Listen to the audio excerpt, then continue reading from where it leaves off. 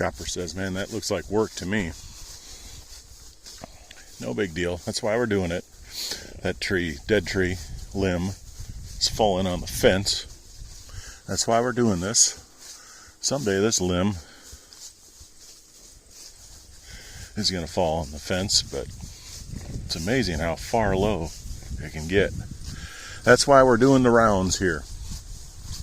This morning, Brian at Wits End Ranch, Copper, Hondo, and I are just doing the rounds here in the pasture, looking at fence. I was thinking about turning out some cattle in here, and this pasture's been rested for, it's got to be at least 3 weeks, might be going on a month, trying to rest it before the growing season finished for the year here. We're getting towards middle of October, and it is glorious right now. It's beautiful. It's supposed to be in the high 50s, low 60s. We had frost last couple of mornings now. So, I see a bird working on those seed heads.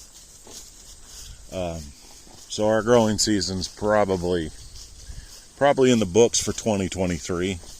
I'm wondering if we could get a little growth out of some of this area where it wasn't a hard frost, but it's very minimal growth.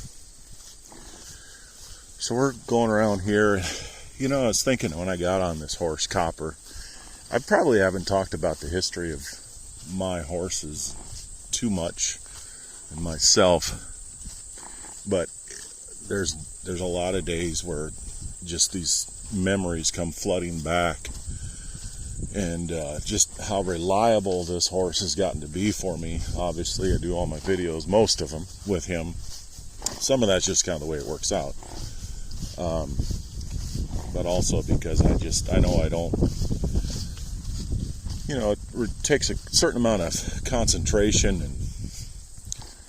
and forethought sometimes riding these horses, especially an inexperienced, a green horse, a young horse. I can't really do much video, and I can barely do it as it is, but I was just thinking, it's like, wow, who would have thought 10 plus years ago this horse would be one of my kind of go-to ranch horses. You know, I believed it because of my experience with another horse, which I haven't ever talked about, I don't think. But sometimes you're wondering how long it's going to take, and that's not to say this horse doesn't have moments of, you got to help him out a little bit, but as we all need a little help. So I got on this horse and just thought, man, he's solid. And it took me back. Sometimes the memories come flooding of really specific events, and you know, I think like anybody that lives long enough, you get a lot of people that say things that maybe don't realize the gravity of what they say. And I'm probably, I've done that too. I try not to, more years I've lived, but just even a little off the cuff remark, and you know, truthfully, like what I remember hearing was absolutely true, and it was, boy, by the time you get that horse going, I'll have 3 going. There's no, if that's your goal, absolutely, you're right. But these couple of, every horse I've had has taught me something, but there's a couple of them that really stand out, just the effort I put into them. It's definitely this horse, Copper, and then I had another paint horse years ago that I competed on quite a bit, Raider. I was a lot younger at that point, and a lot more naive with life in general, but also with just horses, and thought I knew quite a bit back then when I'm in my early 20s, and realized how little I was able to help and support that horse, and how much he was, you know, taught me consistency, and everything means something, and you know, hanging in there and just trying different, you know, that's a fine line, trying different things. It's trying what you know, but trying to help it fit that horse. And I don't mean trying a bunch of different things that you found somewhere online. That's not what it's about. It's, you know, trying stuff I know and seeing what's helping that horse the most, trying things that's going to help me the most. But if you get one point out of this video, it's, you know, can't always listen to people. And it's not like to have ill intent or malicious, and that's probably the worst part of it, is sometimes they're not even trying to have ill intent. They think they're helping you, but everybody has their own walk, and you can learn from others, that's for sure. But if I would have listened and just been more about cranking these horses out, sure, I might have had a little more money in the pocket, but at the time, but I wouldn't have learned what I learned now. And it'd be impossible to summarize. But some things that I've learned is, you know, some quotes that I've heard that have a lot of meaning now than they would have never then. And that's things like, you know, do less to get more. And then to add to that, I've heard it, but do less, more, sooner. And that means a lot to me right now. It doesn't mean don't do anything. And the other term, the vaquero term, is mañana, which just in Spanish means tomorrow. It's all about translating what that means. And you could just say, oh, that means put it off till tomorrow. But I think what it means is you have tomorrow, you know. You don't have to, you know, if you have that mentality, you're like, well, we'll be working at this tomorrow as well. So we don't have to fit it all in here today. And the other thing, too, is, and I feel like this can really equate to life in general, is it's not where you start, it's where you finish and how you finish. And just because you finished a certain place or a certain way yesterday, don't expect you're going to start in that same place today. And that's not easy to think about, I think, with, you know, anything mechanical, that wouldn't be true. Like if you're fixing an engine and you start and it's pretty rough, but you're starting to get somewhere, as long as something catastrophic doesn't happen overnight, you're gonna start right where you finished. And so I think that can be a huge problem and frustration for a lot of people. It's like, well, that's not where we started yesterday. I thought we would be, you know, here. But I think if you take a step back and say, well, if you expected that from yourself, you'd probably be frustrated. Like if you're learning a new craft or a new trade. And I found that to be true with everything, and that's helped me, you know, whether it was going to school for shoeing, whether it was for horseshoeing, whether it was going to school for, oh, there goes the Sand Hills. Whether it was going to school for truck driving, it really helped me to know, okay, that's all right. I may be getting it, but maybe tomorrow's a new day, and it doesn't mean I'm gonna totally start where I finished. And that's true for a lot of things. Boy, I jump all over the place here, but look at this grass. This looks great. Both sides here, it's been rested.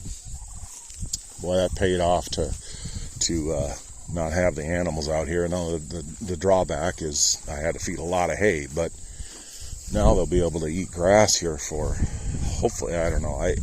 Another thing about manage expectations. I'd like to say at least through January, but it's probably at least a month, I would say, over here. Of course, it depends on how many. But it's amazing what will flood your mind of getting on a horse like this. He used to be pretty touchy, and boy, I was really up against a wall. And talk about a horse where you thought you made some headway, and then the next day you get him, and it's like, nope, don't know you, don't know what this is all about. But you just keep working at it just to fit them, not the other way around. They shouldn't always have to adjust to fit you. And all of a sudden you look back and you see all this progress, and it's that horse that was always wanting to be there come out. You know, he was there, he just wasn't that horse around humans, around me. And now it's, you know, it's not perfect, but that's the good thing, is after almost a dozen years, how long has it been? Yeah, darn near, probably more. we're still making headway, and hopefully look back in 6 months and a year and think, now we've come a long ways on that situation. Are we bored yet? Has everybody clicked off? I would. Anyway, what a gorgeous day. This is where I wish I could bottle this up and put through a video. And truthfully, we just don't, in this part of the country up here, Minnesota, we don't have a lot of these, but boy, when they come, it's such a transition, and really that it isn't a transition anymore. We were just talking this morning, we had 90 record setting, 90 a couple of days, about 10, 11 days ago, and now we have frost. And I was happy that I did not turn on the air conditioning for that, because I just refused to in October. But I had started my fire, but I wish I could bottle this up. And it's like, yeah, this is why, after some days of snow and wind and long winters and salty roads and rusty vehicles and all this other stuff that goes with it, you think, wait a minute now, why are we here? But you know what? Try to bloom where I planted now. That was a lot more of my mantra, my attitude the last several years. There's definitely nothing wrong with this, but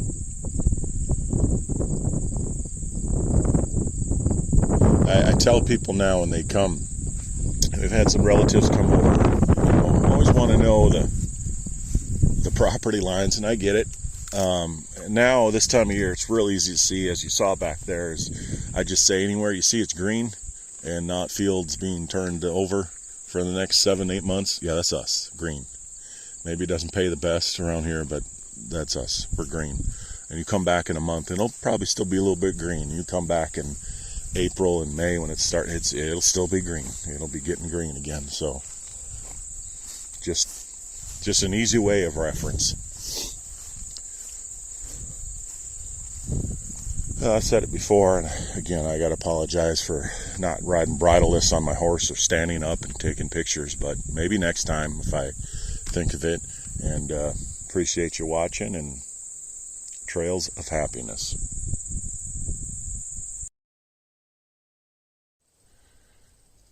Mission accomplished.